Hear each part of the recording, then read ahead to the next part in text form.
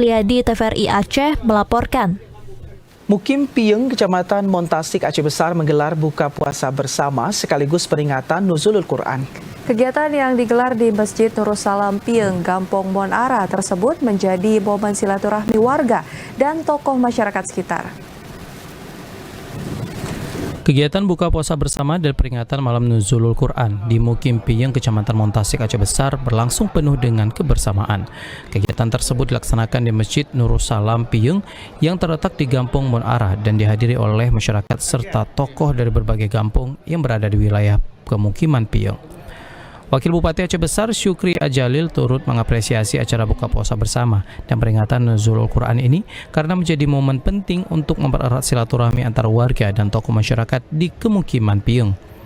Ia menyebutkan bahwa kegiatan keagamaan seperti ini tidak hanya dapat dilaksanakan pada bulan suci Ramadan, namun juga bisa diselenggarakan pada kesempatan lain sebagai bagian dari pembinaan karakter generasi muda, terutama dalam memperkuat akidah dan nilai-nilai keislaman. Menurutnya, kegiatan tersebut juga sejalan dengan program pemerintah Kabupaten Aceh Besar, salah satunya program But Kitab Baksikula yang bertujuan untuk mendidik dan juga membina generasi muda agar tumbuh menjadi generasi Islam yang berakhlak mulia di Aceh Besar. Saya atas nama pribadi, keluarga, dan atas nama pemerintah Kabupaten Aceh Besar menyampaikan rasa syukur, apresiasi, dan terima kasih kepada Ibu Mukim Pieng beserta seluruh tokoh-tokoh masyarakat dan masyarakat yang telah melaksanakan, memeriahkan, dan menyambut bulan suci Ramadan 1447 Hijriah.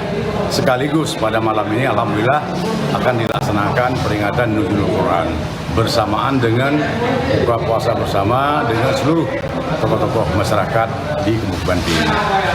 Saya sudah menyampaikan bagaimana yang akan datang bukan hanya pada saat perayaan bulan suci Ramadan, tapi di kesempatan lain perlu adanya pembinaan generasi muda, terutama sekali yang menyangkut dengan masalah akidah keislaman.